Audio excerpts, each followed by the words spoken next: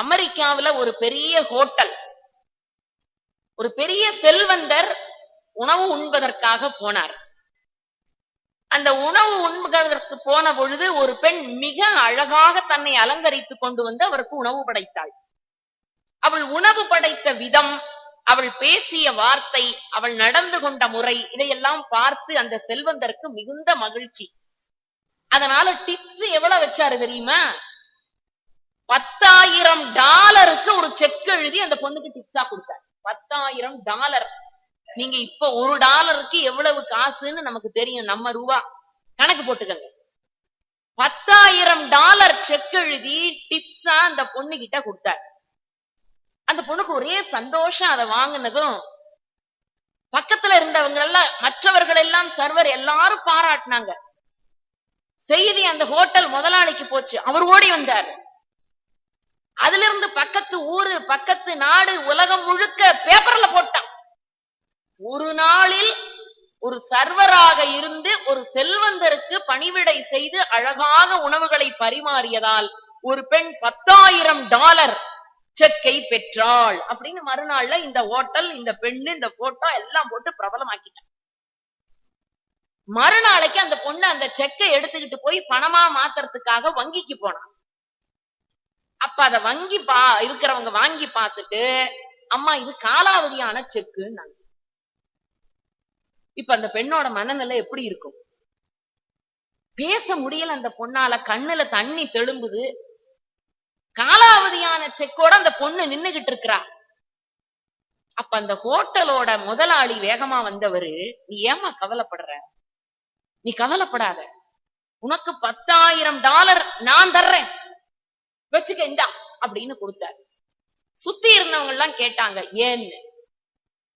ஒரு நாளில் என்னுடைய உணவகம், இந்த ஹோட்டலினுடைய பெயருக்கு நான் இவ்வளவு பணத்தை செலவழித்திருந்தால் கூட இவ்வளவு விளம்பரம் கிடைச்சிருக்காது. அவ்வளவு பெரிய விளம்பரத்தை ஒரே நாள்ல இந்த ஹோட்டலுக்கு நீ ஈட்டி கொடுத்தாய் அல்லவா? உலக நாடுகள் முழுக்க பேசுகிறது. அப்படி என்னையா அந்த ஹோட்டல்ல சர்வரை பழக்கி இருக்கிறாங்கன்னு. அவ்வளவு பெருமை உனக்கு ஒன்னால எனக்கு கிடைச்சதுமா, நீ வச்சுக்க $10,000. சரின்னு அந்த பொண்ணு கைய நீட்டி வாங்க போற நேரம் ஒருத்தர் வந்தார். யாருன்னு உங்களுக்கு தெரிஞ்சிருக்கும். இந்த $10,000 செக்க கொடுத்தாரே அவருதான்.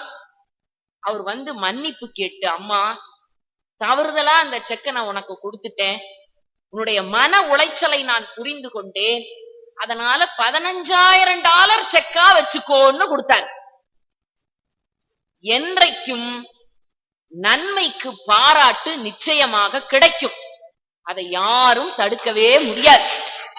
உங்களுடைய செயல்பாடுகள், அப்பொழுதுதான் எனக்கு கீதையினுடைய வாக்கியம் மனதிலே வந்தது, கடமையை செய், பலனை எதிர்பார்க்காதே. 31 ஆண்டுகளாக கம்பன் என்ற ஒரு மா மனிதனுக்கு இந்த விழுப்புரம் கம்பன் கழகம் எடுத்திருக்கிற விழாவை ஒருமுறை அலசி பாருங்கள். ஐயா அவர்கள் குறிப்பிட்டார்களே, ஏறத்தாழ 49 கழகங்கள் கம்பனுக்காக இந்த மண்ணுலகில் இருக்கின்றன என்று. அதிலே தனித்து சிறப்பு இந்த விழுப்புரம் கம்பன் கழகத்திற்கு உண்டு. என்ன தெரியுமா? சமுதாயத்திலே உயர்ந்த பொறுப்பிலே இருக்கிறவர்கள் எந்த துறையை சார்ந்தவர்களாக இருந்தாலும் அவர்களை மேடை ஏற்றி அழகுபடுத்தி விருது கொடுத்து கௌரவிக்கிற மிகப்பெரிய பணியை தொடர்ந்து செய்து கொண்டிருக்கிறது இந்த விழுப்புரம் கம்பன் கழகம். அது மட்டுமா? பெரியவங்க நாமெல்லாம் பேசி என்னங்க, இளைய தலைமுறை அல்லவா கம்பனை பேச வேண்டும். என் அன்பு சகோதரர் சொன்னாரே, 3 நாட்கள் கம்பன் விழா என்றால் நண்பர்கள் பட்டாளத்தோடு மகிழ்ச்சியாக இங்கேயே குடியிருப்போம்னு. இந்த ஒரு வார்த்தை போதும் விழுப்புரம் கம்பன் கழகத்துக்கு கிடைத்த ஒப்பற்ற வார்த்தை. எந்த இளைஞர் பட்டாலும் இன்னைக்கு அப்படி சொல்றான். என் தலைவன் படம் ரிலீஸ் ஆனா 3 நாள் கொட்டாயிலே உட்கார்ந்துருக்கேங்கிறான். ஆனால் கம்பன் கழகம் நடக்கிற நாட்களில் என் நண்பர் பட்டாளத்தோடு நான் இருந்திருக்கிறேன் என்று சொன்னார். அப்படிப்பட்ட இளைய உலகத்தை, இளைய சமுதாயத்தை இந்த கம்பன் பாசறைக்கு இழுத்து வருகிற பணியை விழுப்புரம் கம்பன் கழகம் ஒவ்வொரு ஆண்டும் தொடர்ந்து செய்து கொண்டிருக்கிறது. ஆக இளையோரையும் முதியோரையும் இணைக்கிற அற்புதமான பாலம். இன்றைக்கு ஐயா அவர்கள் குறிப்பிட்டார்களே, ஊரடிகள் ஐயா அவர்கள், சைவத்தையும் வைணவத்தையும் இணைக்கின்ற அற்புத பாலமாக இன்றைக்கு நீங்கள் இருக்கிறீர்கள் ஐயா. இப்படிப்பட்ட சான்றோர் பெருமக்களை ஒருங்கிணைக்கக்கூடிய இந்த அவை, இந்த அவையில எனக்கு ஒரு தலைப்பு, செவி நுகர் கனிகள். இந்த நேரத்துல இரவு நேரத்து பல்கலைக்கழக வகுப்பு போல உட்கார்ந்துருக்கு, மகிழ்ச்சியா இருக்கு. காலை நேர கல்லூரியில கூட என் பையன் இவ்வளவு மகிழ்ச்சியா உட்கார்ந்து இருக்க மாட்டேங்கிறான். நானும் ரொம்ப உருக்கமா பாடெல்லாம் பாடி, நான் ஸ்ரீரங்கத்தை சார்ந்தவள், அதனால அரங்கநாத பெருமானுக்கு 2 நாள் முன்னாலதான் திருஆடி பூரம். ஆண்டாள் நாச்சியார் பாட்டை நடத்தலாம்னு கண்ணெல்லாம் மூடிக்கொண்டு வகுப்பறையில 20 பேர் இருக்கிறான். எம்ஏ தமிழ் விரும்பி படிக்க வந்தவன். அவன்கிட்ட நான் போய் பாடம் நடத்த போனேன். சங்க தமிழ் மாலை 30 தப்பாமே இங்கி பரிசுரைப்பார் 2 மால்வரை தோன் செங்கண் திருமுகத்து செல்வ திருமாலால் எங்கும் திருவருள் வெற்றி இம்புருவர் எம்பாவாய்.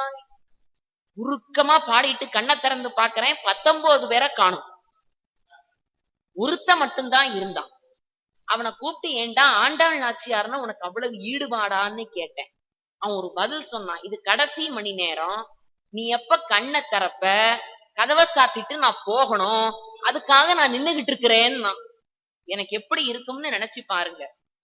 ஆனால் இந்த கம்பன் கழகத்தில் எத்தனை முறை எத்தனை பாடல் சொன்னாலும் அதை கேட்டு உள்வாங்கிக் கொள்ளுகிற அற்புத திருக்கூட்டம். சங்கமே அணையார் தங்கமே அணையார் கூடியிருக்கிற இந்த அவை. கம்பனுடைய பாட்டு படிக்க படிக்க சுவை ஊட்டக்கூடியது, உணர்வு ஊட்டக்கூடியது, மகிழ்ச்சியை தரக்கூடியது. கம்பன் பாட்டை படிக்கணும்னா முதல்ல உணர்ச்சி ரொம்ப முக்கியம். எந்த பாட்டை படிக்கிறதுக்கும். மகாகவி பாரதியினுடைய பாட்டு, அச்சம் இல்லை அச்சம் இல்லை அச்சம் என்பதில்லையே, உச்சி மீது வான் இடிந்து வீழுகின்ற போதிலும் அச்சமில்லை அச்சமில்லை அச்சம் என்பதில்லையே. இத சொல்லுகிற பொழுது இந்த உணர்வோட சொல்லணும். அச்சமில்லை அச்சமில்லை இப்படி சொன்னீங்கன்னா அச்சம் வந்துரும். அப்ப பாடலை உச்சரிக்கிற முறை, அது எழுதப்பட்ட சூழல், அதனுடைய உணர்வை பிழிந்து கொடுக்க வேண்டும். பாரதமணி ஐயா அவர்களை கேட்டீங்கன்னா அவர் அவ்வளவு பக்கம் பக்கமா சொல்லுவார். கம்பனை எழுத்தண்ணி படித்தவர்கள், சேலத்திலிருந்து வந்திருக்கக்கூடிய ஐயா அவர்கள். கம்பன் அந்த அளவிற்கு ஊட்டத்தை அவர்களுக்கு கொடுத்திருக்கிறான். அவ்வளவு சிறப்பு. எப்படி காப்பியம் தொடங்குகிறது? முதல் பாடல்லையே எப்படி சொல்றான்? உலகம் முழுக்க ஒரு பெரிய சிக்கல் என்ன தெரியுமா? ஒரு காப்பியம் எழுதப்பட வேண்டும் என்றால் ஒன்று ஒரு ஆட்சி வீழ்ச்சியா இருக்கணும், இல்லைன்னா ஒரு ஆட்சி எழுச்சியா இருக்கணும். இதுதான் காவியங்கள் தோன்றுவதற்கான பிறப்பிடம் அப்படின்னா. இப்ப கம்பன் எந்த காலகட்டத்துல எழுதுறான் தெரியுமா? பல்லவர் காலத்தினுடைய வீழ்ச்சி, சோழர்களினுடைய எழுச்சி. அந்த காலகட்டத்திலேதான் கம்ப ராமாயணத்தை கம்பன் படைக்கின்றான். சோழர்களுடைய வீழ்ச்சியினுடைய விளிம்பிலேதான் சேக்கிழார் பெருமான் பெரிய புராணத்தை படைக்கிறார். சொன்னார்கள் அல்லவா, புராணத்தை படிப்பதும் வேதங்களை உணர்ந்து கொள்வதும் ஆகமங்களை கற்றுக்கொள்வதும் கடினம். இதிகாசம் இப்படி வாழ், இதிகாஸ் என்று இப்படி வாழ்வதற்கான முறையை நமக்கு கற்றுக் கொடுத்தவை நம்முடைய இலக்கியங்கள். ஆனா இன்னைக்கு அதை படிக்கிறானா? இல்ல, கணிப்பொறி படிக்கிறான், தொடுதிரைங்கிறான், எல்லா ஆற்றலும் அவனுக்கு வந்து விட்டது. விரல் நுனியில் உலகத்தை வைத்திருக்கிறான். ஆனால் மனதுக்குள்ளே அன்பை வைத்திருக்கிறானா கேள்விக்குறி. அதை யாரும் சொல்லித் தர்றதில்லை. கல்வி நிலையங்களும் கற்றுக் கொடுப்பதில்லை. ஆசிரியர்களாகிய நாங்களும் சொல்லித்தர மாட்டோம். என் பையன்கிட்ட சொன்னேன், நான் நல்ல வாத்தியார்கிட்ட படிச்சேன்டான்னு. என்கிட்ட படிக்கிறவன் சோகமாயிட்டான். ஏன்னே, உனக்கு மட்டும் வாழ்க்கையில நல்ல வாய்ப்பு கிடைச்சிருச்சு, எனக்கு தான் அப்படிப்பட்ட வாய்ப்பே கிடைக்க மாட்டேங்குது மேடம்ங்கிறான். அப்ப நாங்களும் அவனுக்கு நல்வழி காட்டவில்லை. அப்ப யார் அவனை நெறிப்படுத்துவது? இப்படிப்பட்ட காவியங்கள், அந்த காவியங்களை அரங்கேற்றுகிற கழகங்கள். எப்படி தொடங்குகிறது காப்பியம்? முதல் பாடல்ல எப்படி சொல்றான்? ஆசலம் பூரி ஐம்பொறி வாளியும் காசலம்பு முலையவர் கண் என்னும் பூசல்லம்பும் நெறியில் புறம் செல்லாம் கோசலம் பூனை ஆற்றணி கூறுவாமாசலம் புரி.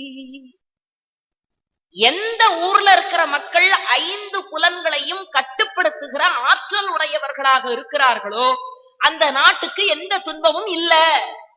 இவ்வளவு எளிமை. இது முடியுதா? பசுமாடு இருக்கிறதே அது ரொம்ப சாதுவானது. அதுக்கு ஒரு கயிறுல கட்டி போட்டா போதும். யானை அதை விட வலிமை கூடுதல். அத 2 பக்கம் சங்கிலியால கட்டணும். அப்பதான் யானையை கட்டுப்படுத்த முடியும். குதிரை யானையை காட்டிலும் வலிமையானது. அதனால 3 கயிறு போட்டு குதிரையை கட்டுவான். அப்பதான் குதிரை அடங்கும். அதை விட ஒண்ணு இருக்கு. 4 கயிறு போட்டாதான் ஒரு நிலையில நிறுத்த முடியும். எது? ஊஞ்சல். 4 கயிறுகளாலும் போட்டு இறுக கட்டினால்தான் ஊஞ்சலை ஒருநிலைப்படுத்த முடியும். பசுவுக்கு 1 கயிறு, யானைக்கு 2 கயிறு, குதிரைக்கு 3 கயிறு, ஊஞ்சலுக்கு 4 கயிறு, மனித மனத்துக்கு 5 கயிறு. 5 புலன்கள் என்ற கயிற்றை போட்டு அவனை இழுத்து கட்டி நிறுத்தி வச்சிருக்கான். இதுல ஏதாவது ஒரு கயிறு தளர்ந்தால் கூட இவன் வாழ்க்கை தளர்ந்தது. அது என்ன அழகா கம்பன் முதல்ல காப்பிய தொடக்க பாடலே இப்படித்தான். ஆசலம்புரி ஐம்புரி வாளியும் காசலம்பு அம்பு புறம் செல்லாத வாழ்க்கை. அப்படிதான் ஒண்ணல்ல. நாக்க கட்டுப்படுத்த முடியலையா ஐயா? நினைச்சபடியெல்லாம் பேசுறோமே. இந்த நாவுங்கிறத ஒரு உறுப்பை நம்மளால கட்டுப்படுத்த முடியல. கண் அதை கட்டுப்படுத்த முடியல. மூக்கு பசி வந்த நேரம் தாளிக்கும் ஓசை. வைரமுத்து எழுதுறாரு. அப்பவும் என் மூக்கை என்னால கட்டுப்படுத்த முடியல. ஒருத்தர் சாமியார் ஆகணும்னு போய் கேட்டா முனிவர்கிட்ட. அவர் சொன்னார், ஓம்னு சொல்லுடா சாமியார் ஆகலாம். ஒரு ஆத்தங்கரையை தேடி போய் உட்கார்ந்து ஓம்னா 16-17 வயசுள்ள பொண்ணு தண்ணி எடுக்கிறதுக்கு வந்தது ஆத்தங்கரைக்கு. முடிஞ்சு போச்சு ஓம். அப்புறம் எங்க ஓம் சொல்றது? இவன் யோசிச்சான், நம்மை கெடுத்தது இந்த புலனாகிய கண் தானேன்னு ஒரு துண்டு கொண்டு வந்து கண்ணை இறுக்கி கட்டிட்டு உட்கார்ந்து ஓம்னா 2வது நாள் சல் சல். காது மறுநாள் 2 துண்டு. கண்ணை கட்டினா காதையும் கட்டினா உட்கார்ந்தான். 3வது நாள் ஓம் சொல்றதுக்கு முன்னால மல்லிகைப்பூ வாசம். அடுத்த நாள் 3 துண்டு. கண்ணை கட்டினா காதை கட்டினா உயிர் போனாலும் பரவாயில்லன்னு மூக்கையும் கட்டிட்டான். உட்கார்ந்தான். ஓம். கண்ணு தெரியல, காது கேட்கல, மூக்கு சுவாசிக்கல. உச்ச நிலையை அடைந்து விட்டான். அவன் இன்னும் கொஞ்ச நிமிடத்தில் முனிவராக போகிறான். அப்படிப்பட்ட நிலையை அடைகிற நேரத்துல அவன் மனசு சொல்லிச்சு, இவ்வளவு நேரம் ஆச்சு அந்த பொண்ணு வந்துதா இல்லையான்னு தெரியலையே. முடிஞ்சு போச்சு. ஆசலம்புரி ஐம்புரி வாளியும் காசலம்பு முலையவர் கண் எனும் இந்த பூசல் அம்பும் நெறியில புறம் செல்லாத தன்மை உடைய நாடு கோசலம்ங்கிறான். அப்ப ஒரு நாடு சிறந்திருக்க வேண்டும் என்றால் 5 புலன்களையும் கட்டுப்படுத்தக்கூடிய ஆற்றல் அங்க இருக்கக்கூடிய மக்களுக்கு இருந்தால் அதுவே போதுமானது. அந்த ஒரு பண்பை ஒரு பாட்ட கம்பனிடத்துல இருந்து நாம பின்பற்றக்கூடாதா? இன்னைக்கு அது முடியுதா? என் பையனை பலகாரம்னு எழுதுறான்னு அவன் பலாத்காரம்னு எழுதுறான். அவனுக்கு பலகாரத்துக்கும் பலாத்காரத்துக்கும் தெரியாத சமுதாயத்தை நாங்கள் ஏற்படுத்தி கொடுத்து விட்டோமே. விண்வெளிக்கு சென்று விடுகிற பெண் கூட கற்போடு திரும்பி வருகிறாள். கவிதை எழுதுறான்.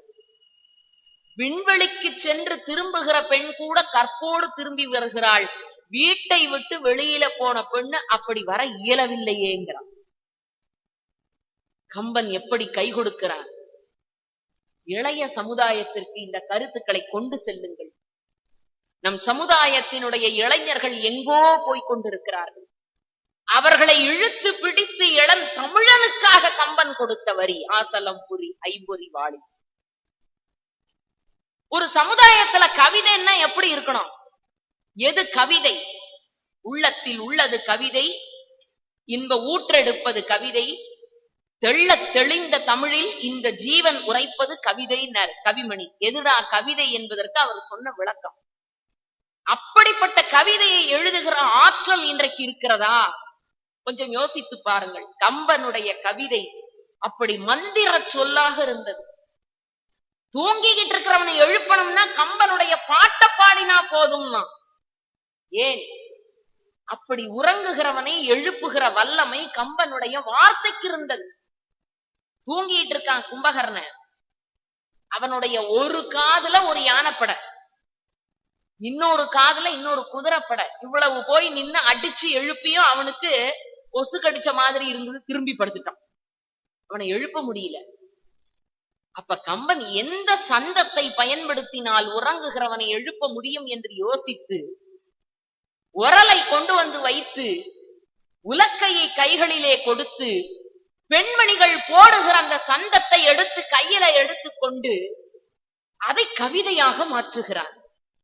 உறங்குகின்ற கும்பகர்ண உங்கள் மாய வாழ்வெல்லாம் இறங்குகின்றதின்று கான், எழுந்திராய் எழுந்திராய் கரங்கு போல விற்பிடித்த காலதூதர் கைகளில் உறங்குவாய் உறங்குவாய் இனி கிடந்துறங்குவாய். அதுல எல்லாமே வல்லினமான எழுத்து. ஏன் தூங்குறவனை அரைஞ்சு எழுப்புற மாதிரி வார்த்தை. அதனாலதான் சொன்னான் கம்பனுடைய கவிதைக்கு அவ்வளவு சிறப்பு. ஏன் கட்டுத்தறியும் பாடும் என்று சொன்னார்கள். உணர்வோடு கொடுக்கிறவன். அயோத்தி, என்னிடத்துல இருக்கிற மாணவன் சொல்றான் ஐயோ தீ, அவன் அப்படி பிரிச்சுட்டான். காரணம் இன்றைக்கு அயோத்தியாதானே மேடம் பிரச்சனைங்கிறான். ஆனால் கம்பன் வர்ணித்த அயோத்தி எப்படிப்பட்ட வரல், என்ன சிந்தனை வாய்ந்த ஒரு பாடல் தெரியுமா? செவ்விய மதுரம் சேர்ந்த நல் பொருளின் சீரிய கூறிய தீஞ்சொல்விய, செவ்விய மதுரம் சேர்ந்த நல் பொருளின் சீரிய கூறிய தீஞ்சொல்விய கவிஞரனை வரும் வடநூல் முனிவரும், கவிஞரனை வரும் வடநூல் முனிவரும் புகழ்ந்தது வரம்புயில் எவ்வுலகத்தார் யாவரும் தவம் செய்து, யாவரும் தவம் செய்து எருவானாதரிக்கின்ற அவ்வுலகத்தோர் இழிவதற்கு அருத்தி புரிகின்றது அயோத்தி மாநகரம், புரிகின்றது அயோத்தி மாநகரம். தேவர்களை கூப்பிட்டு நீ எங்கடா போய் பிறக்கணும்னு ஆசைப்பட்டா நான் அயோத்தியில பிறக்கணும்னு சொன்னார்களாம். மண்ணுலகத்தில் இருக்கிறவர்கள் எல்லாம் வைகுண்டத்திற்கு செல்ல வேண்டும் என்று சொல்லுகிற பொழுது வைகுண்டத்திலே இருக்கிறவர்கள் அயோத்திக்கு வர வேண்டும் என்று நினைத்தார்களாம். ஏன்? ராமனை தாங்கி பிடித்த மண்ணாயிற்றே, ராமன் பிறந்த மண்ணல்லவா, ராமன் விளையாடிய நகரம் அல்லவா, ராமன் வில்வித்தை கற்ற இடமல்லவா. அதனால ராமன் பிறந்து வளர்ந்து செழித்து ஆண்ட பகுதியான அயோத்தியிலே நாங்கள் பிறக்க வேண்டும் என்று மேலுலகத்திலே இருக்கிறவர்கள் மண்ணுலகத்தில் இருக்கிற அயோத்தியை நாடி வந்தார். எப்படிரா இருக்குன்னா, தொண்டரடி புடியாழ்வார்னு ஒருத்தர் அவர் சொன்னார் இல்லையா, அவரை கூப்பிட்டாங்க. ஏயா இந்த நாட்டிலேயே இருக்கிறதுக்கு உனக்கு நிலம் தரேன், வீடு தரேன், இருக்கியான்னு கேட்டார். இச்சுவை தவிரையான் போய் இந்திர லோகம் ஆளும் அச்சுவை பெரினும் வேண்டேன் அரங்கமா நகருளானே. ஸ்ரீரங்கத்தை விட்டு நான் வேற எங்க போறதா இருந்தாலும் எனக்கு வேண்டான்னாரு தொண்டரடி பொடியாழ்வார். அவருக்கு அப்பவே தெரிஞ்சிருக்கு அது அம்மா ஊரா மாறிடும்னு நினைச்சார் போல. அதனாலே சொல்லி இருக்கிறார், இச்சுவை தவிர யான்போ இந்திரலோகம் ஆளும். சென்னை மாதிரி டெல்லு மாதிரி தலைநகரம்னா கூட எனக்கு வேண்டாம், இந்திர லோகம் ஆளும் அச்சுவை வெறினும் வேண்டேன். ஏன், எது வேணும்? அரங்கமா நகருளானே. அதே மாதிரி அந்த ஆழ்வாருடைய பாயசத்திலே மொண்டு குடித்ததை போல கம்பன் எழுதுகிறான். அயோத்தி மாநகரம் அவ்வளவு சிறப்பு வாய்ந்த ஊரு. அந்த வார்த்தைகள், கம்பனுடைய அந்த செவி நுகருகிற அந்த கனிகளுக்கு இருக்கிற தனி சிறப்பு உலகத்துல வேற எந்த பாட்டுக்குங்க இருக்கும்? செவ்விய கூறிய மதுரம் சேர்ந்த அறக்கருத்துக்கள் நிறைந்த கவிதையை எழுதணும். பல பேர் இன்னைக்கு கவிதை எழுதுறான். குப்பனும் குளிக்க போனான், கூடவே நானும் போனேன். என்னடான்னு கேட்டேன். கவிதை கவிதை இருங்கன்னா. குப்பனம் குளிக்க போனான், கூடவே நானும் போனேன். எப்படா வந்தாய் என்றான். இப்பத்தான் வந்தேன் என்றேன். இப்படிக்கு உலக மகா பெருங்கவிஞர்னு கழித்து போடுறான். இவனுக்கு கவிதையை பத்தியும் தெரியல, உரைநடை பத்தியும் தெரியல. இப்படிப்பட்ட ஆசாமிகளை வச்சு எப்படி வருங்காலத்துல தமிழ் இலக்கியத்தை, கவிதை உலகத்தை காப்பாத்த போறோம்னு தெரியல. ஆனா கம்பன் சொன்னான், கவிதை எப்படி இருக்க வேண்டும்? செவ்விய கூறிய தீஞ்சொல்லான அறக்கருத்துக்களை உடைய பயனுடைய வார்த்தைகள் இருத்தல் வேண்டும் கவிதையில. பயன் இல்லாம சொல்லி ஒரு பிரயோஜனம் இல்ல. இவ்வளவு பெரிய கவிதை எழுதி எதுக்குடா எழுதின, என்ன சொல்றேன்னு எனக்கே புரியலன்னா அப்புறம் அந்த கவிதை சமுதாயத்துக்கு என்ன புரியும்? ஆனா அவன் எழுதின ஒவ்வொரு வார்த்தைக்கும் அர்த்தம் இருக்கு. வெய்யோ நொழி தன்மேனியில் விரி சோதியில் மறைய, பொய்யோ என்னும் இளையாளோடும் இளையானோடும் போனான். மையோ மரகதமோ மறிகடலோ மழை முகிலோ, ஐயோ இவன் வடிவென்பதோர் அழியா அழகுடையான். உலக இலக்கியங்கள் அனைத்தையும் ஒரு தராசில் வைத்து இந்த ஒத்த பாட்டை இன்னொரு தட்டுல வச்சீங்கன்னா சரியா இருக்கும். காரணம், அவ்வளவு இலக்கிய நயத்தை கொட்டி அந்த பாடலை எழுதினான். மையோ மரகதமோ மறிகடலோ மழை முகிலோ, இது எல்லாம் கருமை நிறத்துல இருக்கும். யோசித்து பாருங்கள். கருநீல நிறத்தில் கரும்பச்சை கலந்து கருமையாக இருக்கிற அத்தனை பொருளையும் சொல்லி, ராமா நீ இப்படி இருப்பியோ, மை மாதிரி இருப்பியா? மை அது செமி சாலிட்ங்கிறான். அது திடமும் கிடையாது, திரவமும் கிடையாது. திடமும் திரவமும் கலந்த பொருள் மை. அடுத்து போட்டான் மரகதம், அது நல்ல திடமானது, திடப்பொருள். அடுத்து போட்டான் மறி கடலோ, அது திரவம். இப்படி ஒரு சயின்டிபிக் ரிசர்ச்சையே 10-12ஆம் நூற்றாண்டிலே ஒரு கவிஞன், தமிழ் கவிஞன் பாட்டா எழுதியிருக்கிறான்னா பாராட்ட வேண்டாமா அவனை? இந்த உலகம் அதை புரிந்து கொள்ள வேண்டாமா? அது நம்ம ஆளுக்கு தெரியல. அடுத்து ஒரு வரிய போட்டான்.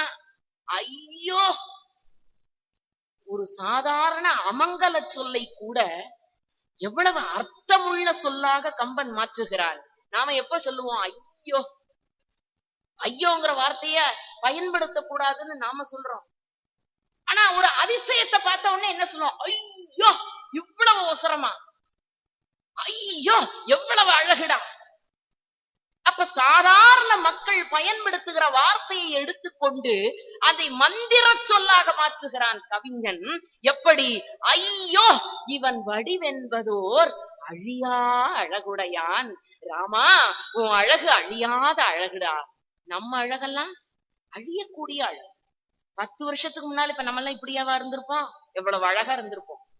அதுக்கு இன்னும் 10 வருஷம் முன்னால, 20 வருஷத்துக்கு முன்னால நாம இப்படியா இருந்திருப்போம்? சொந்தமா முடி இருந்திருக்கும், அதுவும் கருப்பா இருந்திருக்கும், முகத்துல சுருக்கம் இருக்காது. அதனாலதான் போட்டோன்னு உன்னை எடுத்து வச்சுக்கிறோம். ஒரு 15 வருஷம் கழிச்சு, 20 வருஷம் கழிச்சு நானும் இவ்வளவு அழகா இருந்தேன்னு எல்லார்கிட்டையும் காட்டிக்கலாம் இல்லையா? நம்முடைய அழகு அழியக்கூடிய அழகு. ஆனா ராமா உன் அழகு அழியாத அழகடா. அதனால அந்த வார்த்தையை எப்படி மாத்துறான்? ஐயோ இவன் வடிவென்பதோர் அழியா அழகுடையான். அழகன்னு 2 பேரை இலக்கியத்துல சொல்லுவோம். முருகன அழகன்னுவான். முருகன் என்றால் அழகன் என்று தமிழ் மொழி கூறும். கண்ணதாசன் சொல்றான். அழகன்னு கம்பன் சொன்னான். யார? ராமன. அந்த ஐயோங்கிற வார்த்தையை கூட அவ்வளவு அழகு சினமூட்டி சிறப்புடைய வார்த்தையாக கம்பன் பயன்படுத்துகிற பொழுது அது நம் செவி நுகர்கிற கனியாக மாறுகிறது. அதனாலதான் இன்னைக்குள்ள கவிஞன் அந்த ஐயாவை அப்படியே எடுத்துக்கிட்டான். புதிதாய் திருடும் திருடி எனக்கு முழுசாய் திருடத்தான் தெரியல, ஐயையோ ஐயையோ பிடிச்சிருக்கு. வருது இல்ல சினிமா பாட்டு, எங்கிருந்து வந்தது இந்த ஐயையோ? கம்பன் எடுத்து கொடுத்த கவிதை காலந்தோறும் மற்றவர்களாலே பின்பற்றத்தக்கதாக இருக்கிறது. அதனால போட்டான் செவ்விய கூறிய மதுரமான பயன் தரத்தக்க வார்த்தைகளை கவிதையாக்குங்கள். இந்த நாக்கையே அதனாலதானே இவ்வளவு அழகா படைச்சிருக்கிறான் கடவுள். சிவந்த நிறத்துல கூர்மையா நரம்பில்லாம எப்போது ஈரத்திலேயே இருக்கிற மாதிரி இந்த நாக்கை ஏங்க படைக்கணும்? செம்மார்ந்த வார்த்தைகளை சொல், செம்மையான வார்த்தைகளை சொல். அதனால சிவந்த நாக்கு. ஈரமான வார்த்தைகளை பேசு, அதனால ஈரத்திலேயே இருக்கு நாக்கு. மென்மையா பேசு, அதனால நரம்பில்லாம படைச்சோம். ஆனா நாம என்ன செய்யறோம்? இந்த 1/2 அடி நாக்கை வைத்துக் கொண்டு 6 அடி மனிதனை போட்டு புரட்டி எடுத்துடுறோம். கம்பனுடைய கவிதைக்கு இருக்கிற இன்னொரு தனித்த சிறப்பு என்ன தெரியுமா? ஒப்புமைப்படுத்துகிற தன்மை. கம்பேரிட்டிவ் லிட்டரேச்சர்ங்கிறான் இன்னைக்கு. குறைந்தபட்சம் தமிழ் இலக்கியம் படிக்கிற நமக்கு பக்கத்து மாநிலத்தினுடைய மொழியாவது தெரிகிறதா? அதனாலதானே பிரச்சனையே. கேரளா பக்கம் போக முடியல, கர்நாடகாவும் தண்ணி தர மாட்டேங்கிறான், ஆந்திரா கிருஷ்ணா எப்ப வருவாரோ தெரியாது. இவ்வளவு நதிநீர் பிரச்சனைகளையும் வைத்துக் கொண்டு ஒரு ஒற்றுமை தன்மையை நம்மால் ஏற்படுத்த முடியல. ஆனால் கம்பன் காவியம் வடக்கையும் தெற்கையும் ஒன்றிணைக்கக்கூடிய அற்புதமான செயலை தன் காப்பியத்தின் மூலமாக கம்பன் எவ்வளவு எளிமையா செஞ்சுடுறான். என்னடா சிறப்புன்னா சரையு வெள்ளத்தை பாராட்டணும். அம்மா திறந்து விட்டு இப்பதான் இன்னைக்குதான் கொஞ்சம் தண்ணி வந்திருக்கு, திருச்சி பக்கம் வந்தாச்சு. அது இனி நாளைக்கு இன்றைய இரவு திருச்சிய கடந்து அநேகமா தஞ்சாவூருக்கு போயிடும்னு நினைக்கிறேன். ஆடி 18க்கு ஏதோ கொஞ்சம் தண்ணிய பாப்போன்ற மகிழ்ச்சி, இந்த அளவுக்காவது இருக்கேன்ற ஒரு நம்பிக்கை. ஆனால் இதுதானா தமிழகம்? நீங்கள் நன்றாக யோசித்து பாருங்கள். ஒரு காலத்துல காவிரி கரை புரண்டு ஓடியதுன்னா, ஆனா அது தோன்றிய இடம் இன்னைக்கு கர்நாடகான்னு பார்டர் கட்டி பிரிச்சுட்டோம். கேரளாவில் இருக்கக்கூடிய ஆறுகள் அவையும் எல்லையிடப்பட்டு அவையும் கேரள மாநிலமாக பிரிச்சாச்சு. அப்ப அந்த காலத்துல கடற்கரை ஓரங்களில் தான் நதிக்கரை நாகரிகங்கள் தோன்றி இருக்கின்றன. நதிகளினுடைய பிறப்பிடம் அனைத்தும் கடலை ஒட்டிய பகுதி. ஆனால் பிரிக்கிற பொழுது நடுப்பகுதியாக இருக்கிற தமிழகத்தை பிரித்து ஓரப்பகுதிகள் அனைத்தும் தனித்தனி மாநிலங்களாக பிரிக்கப்பட்டு விட்டன. ஆகவேதான் எந்த நதியும் தோன்றுகிற மலைப்பகுதி தமிழகத்தில் இல்லாமலே போனது. எங்கேயோ ஒரு மாநிலத்திலே தோன்றி அது ஓடி வருகிற ஒரு இல்லமாக தமிழகம் மாறி போய்விட்டது. அதனுடைய விளைவு இன்றைக்கு தண்ணீர் பிரச்சனையை நாம் சந்தித்துக் கொண்டிருக்கிறோம். ஆனால் கம்பன் என்ன நினைக்கிறான் தெரியுமா? வடநாட்டுல இருக்கிற சரையுவ பாக்குறான். அவனுக்கு சரையுவா தெரியல, அது காவிரியா தெரியும். இங்க இருக்கிற காவிரியை பார்த்தால் அங்க இருக்கிற சரையு போல அவனுக்கு தோன்றுகிறது. என்ன ஐயா நதிநீர் பங்கீடு என்று இன்றைக்கு பேசுகிறீர்கள், நதிகளை இணைக்க வேண்டும் என்று இன்றைக்கு பேசுகிறோமே, அன்றைக்கே கம்பன் ஒரு நதிநீர் இணைப்பு பாலத்தை தன் காப்பியத்தினாலேயே படைச்சுட்டானே. இதெல்லாம் நம்ம அரசியல்வாதிகளுக்கு தெரியுமான்னு எனக்கு தெரியல. அவர் ரொம்ப அழகா எழுதுறான். எப்படிரா இருந்தது? கல்லிடை பிறந்து போந்து கடலிடை கலந்த நீத்தம் எல்லையில் மறைகளாலும் இயம்பரும் பொருளீதென்ன தொல்லையில் ஒன்றேயாகி துறைதொறும் பரந்த சூழ்ச்சி பல்பெரும் சமயம் சொல்லும் பொருளும் போல் பரந்ததொன்றே.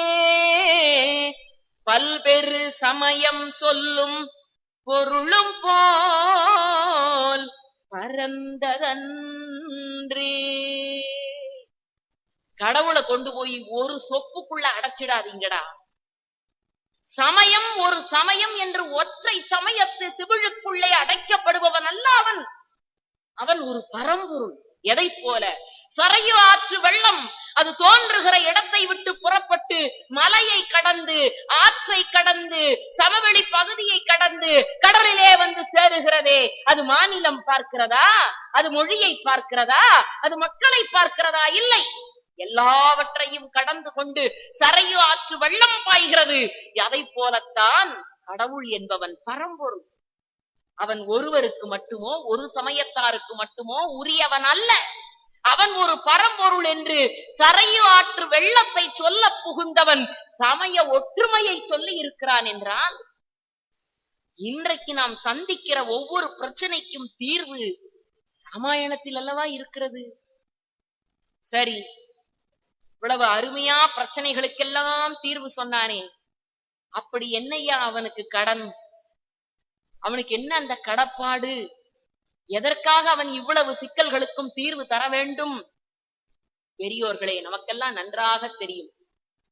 கம்பன் வாழ்ந்த காலத்தில் அவன் வறுமையினுடைய கோர பிடியில இருந்தான். பாரதியை போலத்தான். அது என்னவோ தெரியவில்லை, தமிழ் புலவர்கள் எல்லாம் சங்ககாலம் தொடங்கி வறுமையை மட்டுமே ஆடையாக உடுத்தி இருக்கிறார். அவர்களை காப்பதற்கு நிச்சயமாக மன்னர்கள் குலம் தேவைப்பட்டு இருக்கிறது. கம்பனும் அதே நிலைதான். ஆனால் அவனை புறந்தவன் மன்னன் அல்ல. அவனுக்கு பொருளுதவி செய்து அவனை காப்பாற்றி இருக்க வேண்டியவன் சோழ மன்னன். சோழ மன்னன் அவனுக்கு உதவி செய்ததாக நமக்கு வரலாறு இல்லை. ஆனால் இன்றைக்கு எப்படி விழுப்புரம் கம்பன் கழகத்திற்கு ஒரு பூமலை உடையார் ஐயா கிடைத்திருந்தாரோ, அதை போல போற்றுதலுக்குரிய கம்பனுக்கு சடையப்ப வள்ளல் கிடைத்தார் ஐயா. திருவெண்ணை நல்லூரிலே இருக்கிற சடையப்ப வள்ளல் மட்டும் இல்லை என்று சொன்னால், இன்றைக்கு இந்த கம்பன் கழகங்களும் கம்பன் பெருமையையும் கம்பனை உயர்வாகவும் நம்மால் சொல்லிக் கொண்டிருக்க முடியுமா? கம்பன் நினைக்கிறான், தன்னை வளர்த்தெடுத்த அந்த சடையப்ப வள்ளலுக்கு என்ன நன்றி கடன் படுவது? ஒவ்வொரு நிலையிலும் அதை மனதிலே வைத்துக் கொண்டு ஒவ்வொரு காண்டத்தை எழுதுகிற பொழுதும் அவனுக்கு நன்றியை செலுத்திக் கொண்டே வருகிறான். அப்படிப்பட்ட வறுமையினுடைய உச்சத்திலே அவன் இருந்த காரணம், அந்த சமுதாயம் அவனை சரியான முறையில் அங்கீகரிக்கவில்லை. உடையார் ஒரு பக்கம், இல்லார் ஒரு பக்கம். இருப்பவர்களுக்கு கொடுக்க வேண்டும் என்ற மனம் இருப்பதில்லை. மனம் இருக்கிறவர்களிடம் பொருள் இருப்பதில்லை. ஆனால் மனமும் இருந்து பொருளும் இருந்தால் கூட இருக்கிறவர்கள் கொடுக்க விடுவதில்லை. தானே உலகமாக இருக்கிறது. கம்பன் இதை பார்க்கிறார். இப்படிப்பட்ட சமுதாயத்தை மாற்ற வேண்டும் என்று நினைக்கிறான். எல்லாரும் இல்லை, உடையாரும் இல்லை என்ற ஒப்பற்ற சமுதாயத்தை உருவாக்க துடித்தான். ஆகவேதான் ஒரு கற்பனையாக ஒரு நாட்டை படைக்கிறான். ஒரு நாடு எப்படி இருக்க வேண்டும்? கோசல நாட்டை போல. ஒரு நகரம் எப்படி இருக்க வேண்டும்? அயோத்தியை போல. மக்கள் எப்படிப்பட்டவர்களாக இருக்க வேண்டும்? அயோத்தி நாட்டு மக்களை போல. மன்னன் எப்படிப்பட்டவனாக இருக்க வேண்டும்? தசரதனை போல.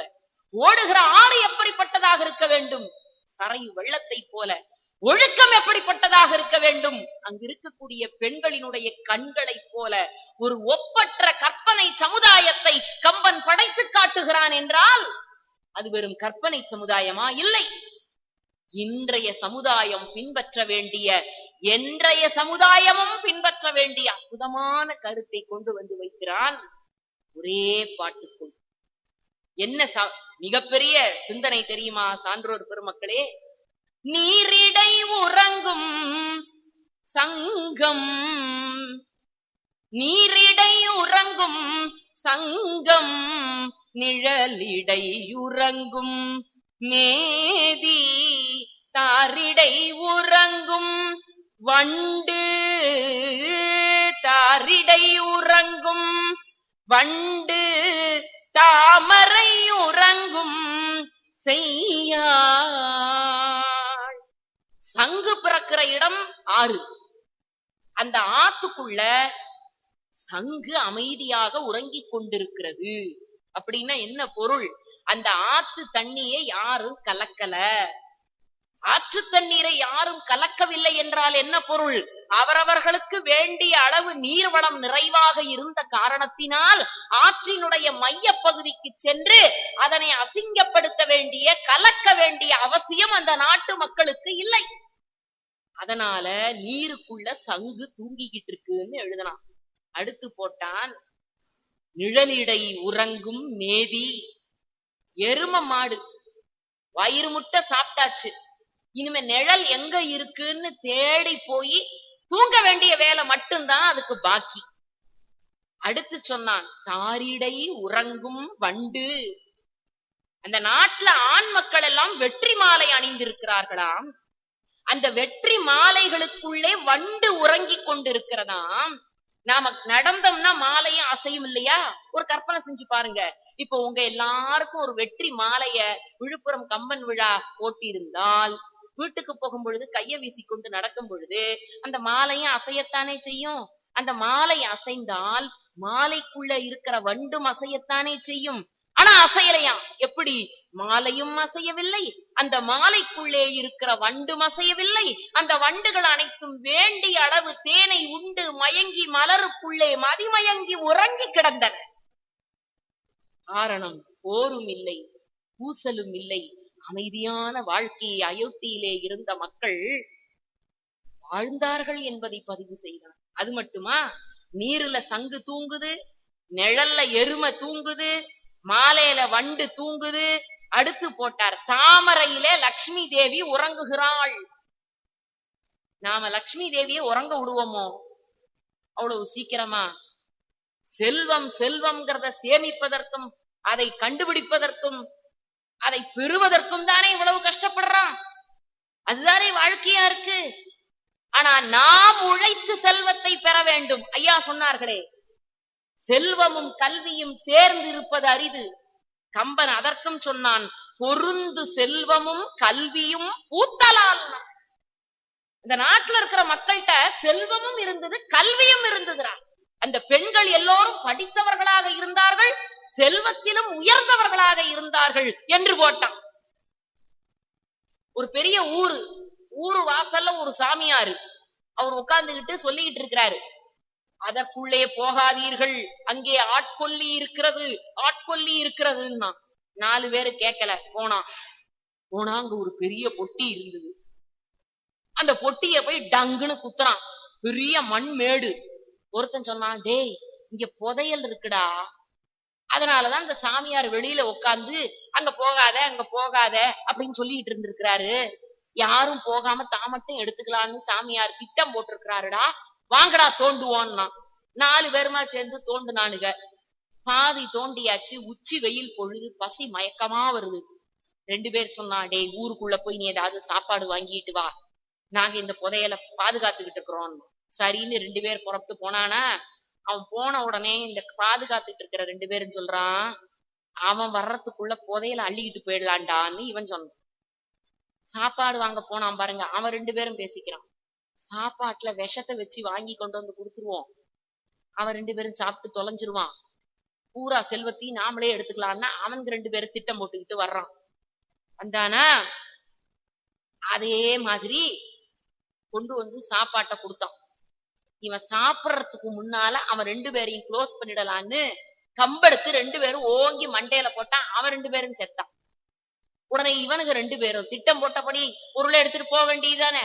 அதுல ஒருத்தன் சொல்றான், ஏய் போகத்தான் நம்ம 2 பேருக்கு தான் இந்த பொருள், சாப்பிட்டுட்டு அப்புறமா பொருளை எடுத்துக்கிட்டு போலாண்டான்னு விஷ சாப்பாட்டை அவனுங்க 2 பேரும் சாப்பிட்டான். அவனுங்க 2 பேரும் செத்து விழுந்தான். இப்ப வெளியில உட்கார்ந்து இருக்கிற சாமியார் சொன்னார், சொன்னேனே அப்பொழுதே அங்கே போகாதீர்கள் ஆட்கொல்லின்னு சொன்னேனே, கேட்டீங்களான்னா? அடுத்தவர் பொருளுக்கு ஆசைப்பட்டால் உலகம் இப்படித்தான் போகும். ஆனால் அயோத்தி மக்கள் தன்னுடைய உழைப்பாலே கிடைத்த செல்வத்தை வைத்து வாழ்க்கை வாழ்ந்த மக்கள் நிறைந்த நாடா. 3 சமுதாயத்தை கம்பன் கடைபிடித்து காட்டுகிறான் அற்புதமாக. 1 அயோத்தி சமுதாயம், தங்களை அழித்துக் கொண்டாவது மக்களை வாழ வைக்க வேண்டும் என்று நினைக்கிற சமுதாயம். 2வது கிஷ்கிந்தை சமுதாயம். நீ உழைச்சன்னா உனக்கு, நான் உழைச்சன்னா எனக்கு, மூணாவது இலங்கை, மத்தவனை கொன்னு தான் வாழணும். இது இலங்கை சமுதாயம். 3 சமுதாயத்தையும் படம் பிடித்து காட்டுகிறான். இப்படிப்பட்ட சமுதாயத்திலே தாமரையிலே உறங்கிக் கொண்டிருக்கிறாளாம் செய்யாள் இலக்குமி தேவி. தூரிடை உறங்கும் ஆமை துறையிடையுறங்கும் இப்பி போரிடையுறங்கும் அன்னம் பொழிலிடையுறங்கும் தோகை. பெரியோர்களே, உறங்குதல் என்பது அந்த காலத்தில் வளத்தினுடைய அறிகுறியாக தென்பட்டது. ஒரு மனிதன் மகிழ்ச்சியாக இருக்கிற நேரத்தை உறங்குவதற்கு பயன்படுத்தி கொண்டான் என்றால் அந்த நாட்டில் எந்த துன்பமும் இல்லை, எந்த போரும் இல்லை, பூசலும் இல்லை என்ற ஒரு நல்ல நாட்டை படம் பிடித்து காட்டுவதற்காக. நிறைவாக ஒரே ஒரு பாடல். கம்பனுடைய கற்பனை உலகெங்கும் இன்றைக்கு பரவி கொண்டிருக்கிறது. அந்த கற்பனையினுடைய எல்லையிலே நின்று கொண்டு அவன் தருகிற ஒரு பாட்டு. பெரியோர்களே, இன்றைக்கு இந்த பாடலுக்கு பொருத்தமாகவா அல்லது கம்ப காவியம் என்ற காரணத்தினாலா எனக்கு தெரியவில்லை, வணிகர் சங்கங்களினுடைய பேரவை ஐயா அவர்களுடைய முன்னிலையிலே கம்பன் ஒரு மிகச்சிறந்த வணிகனாகவே மாறி இருக்கிறான். அவன் சொல்லுகிற அந்த வணிக சித்தாந்தங்கள் அனைத்துமே சமுதாயத்திலே பின்பற்றப்படக்கூடியதாக இருக்கிறது. எந்த சமுதாயம் வறுமையிலே இருக்கிற மக்களை உயர்வாக்க வேண்டும் என்று நினைக்கிறதோ அந்த சமுதாயம் தான் நிச்சயம் உயர்ந்த நிலைக்கு செல்லும் என்பதை அவனுடைய ஒரு பாடல் நமக்கு காட்டுகிறது. சேல் உண்ட ஒன்கணாரில் திரிகின்ற செங்காலன்னம் மால் உண்ட நளின பள்ளி வளர்த்திய மழலை பிள்ளை கால் உண்டு சேற்று மேதி கன்றுள்ளி கனைப்பச்சோர்ந்த பாலுண்டு துயில பச்சை தேரை தாலாட்டும் பண்ணை. பால் உண்டு துயில பச்சை தேரை தாலாட்டும் பண்ணை. அயோத்தியினுடைய கற்பனை காட்சியை அப்படியே கண்முன்னர் கொண்டு வந்து நிறுத்துகிறான். அன்ன பறவை தான் பெற்றெடுத்த குஞ்சு அதை கொண்டு போய் தாமரை படுக்கையிலே படுக்க வைக்கிறதாம். தாமரை படுக்கையிலே உறங்கிக் கொண்டிருக்கிறது அன்ன குஞ்சு. அதற்கு பசி எடுக்கிற நேரத்திலே ஒரு எருமை கன்று அப்படியே அந்த தாமரை மலருக்கு நேராக வந்து நின்று எங்கேயோ ஊருக்குள்ளே இருக்கிற தன்னுடைய கன்றை நினைத்ததாம். பெரியோர்களே, இன்ற நாள் மிக பொருத்தமான நாள். உலக தாய்ப்பால் வாரத்தை இன்று முதல் தொடங்க வேண்டும் என்று அரசு அறிவித்திருக்கிறது. தாய்ப்பால் வாரத்திலே இந்த தமிழ் பாலை பருகுங்கள். கம்பன் சொல்லுகிறான், தாமர பூவு, அன்ன குஞ்சு, வயிற்றுல பசி, அன்னப்பறவை பால் கொடுக்கலையா, எங்கேயோ இருக்கிற தன்னுடைய கன்றை நினைத்த உடனேயே எருமை பாலை பொழிகிறதாம். அந்த எருமை பொழிகிற பால் அந்த தாமரை படுக்கையிலே உறங்கிக் கொண்டிருக்கிற அன்ன குஞ்சினுடைய வாயில போய் படுகிறதாம். என்ன அழகு கற்பனை பாருங்கள்.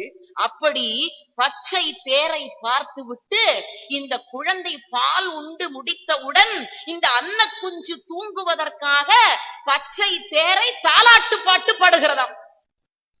என்ன ஒரு கற்பனை! ஓங்கி உலகளந்த உத்தமனுடைய சிறப்பை எவ்வளவு அழகாக பச்சை தேரை தாலாட்டும் பண்ணை என்று எழுதினான். பெரியோர்களே, வணிகர்கள் ஒரு பெரிய வணிகத்தை செய்கிறார்கள் என்று சொன்னால், ஒரு தொழிலதிபர் ஒரு பெரிய தொழிலை செய்கிறார் என்றால், ஒரு முதலாளி ஒரு கம்பெனியை வச்சு நடத்துறாருன்னா அது அவங்க குடும்பம் நல்லா இருக்கணுங்கிறதுக்காக இல்ல. அவர் ஒரு கம்பெனி வச்சா அந்த ஊர்ல இருக்கிற ஒரு 100 பேருக்கு வேலை கொடுக்கலாம். ஒரு தொழிலதிபர் தொழில் நடத்தினா அந்த ஊர்ல இருக்கிற 10 பேரு பிழைப்பான். ஒரு முதலாளி ஒரு பெரிய கம்பெனியை வச்சா அந்த நாட்டுல இருக்கிற 10 பேரு பிழைப்பான் என்று தன் குடும்பம் நன்றாக வாழ வேண்டும் என்பதற்காக அல்ல, தன்னை சார்ந்திருக்கிற சமுதாயம் சிறக்க வாழ வேண்டும் என்று நினைக்கிறார்கள். எதை போல தெரியுமா? எங்கேயோ இருக்கிற கன்று தன்னுடைய கன்றுக்கு பாலை கொடுக்கிறேனோ இல்லையோ, இந்த அன்னக்குஞ்சு பசித்திருக்கிறது, அதற்கு என்னுடைய பாலை தருகிறேன் என்று எருமை பால் பொழிந்தது என்று வணிகர்களுடைய நிலையை உயரமாக வைத்து பாடிய கம்பன் இந்த சமுதாயத்து உணர்வை மக்களுடைய மனதிலே பதிவு செய்கிறான் என்றால், இது ஏதோ 10ஆம் நூற்றாண்டு கவிதை, பழங்கவிதை, 12ஆம் நூற்றாண்டு கவிதை என்று நினைக்காதீர்கள். மக்கள் வாழுகிற காலம் வரையில், சமுதாயம் இருக்கிற காலம் வரையில் பிரச்சனைகள் எங்கேயெல்லாம் இருக்கிறதோ, அது நதிநீர் இணைப்பு பிரச்சனையாக இருந்தாலும் சரி, மக்கள் மனதை அறவழிப்படுத்துகிற ஒழுக்கமாக இருந்தாலும் சரி, உயர்ந்தவன் தாழ்ந்தவன் என்ற பொருளாதார வித்தியாசத்தை மாற்றுகிற நிலையாக இருந்தாலும் சரி, கம்பன் கவிதை அது செவினுகர் கனியாக இருந்து நம் பசியை என்றைக்கும் தீர்க்கும் என்று சொல்லி இவ்வளவு நேரம் பொறுமையாக இருந்து கேட்ட உங்கள் அனைவருடைய திருவடி தாமரைகளிலும் விழுந்து வணங்கி விடைபெறுகிறேன். நன்றி, வணக்கம். கம்பன் வாழ்க, கன்னி தமிழ் வாழ்க. இந்த தகவல் உங்களுக்கு பிடிச்சிருந்தா லைக் பண்ணுங்க, உங்க ஃப்ரெண்ட்ஸுக்கு ஷேர் பண்ணுங்க, மறக்காம எங்க சேனலுக்கு சப்ஸ்கிரைப் பண்ணுங்க.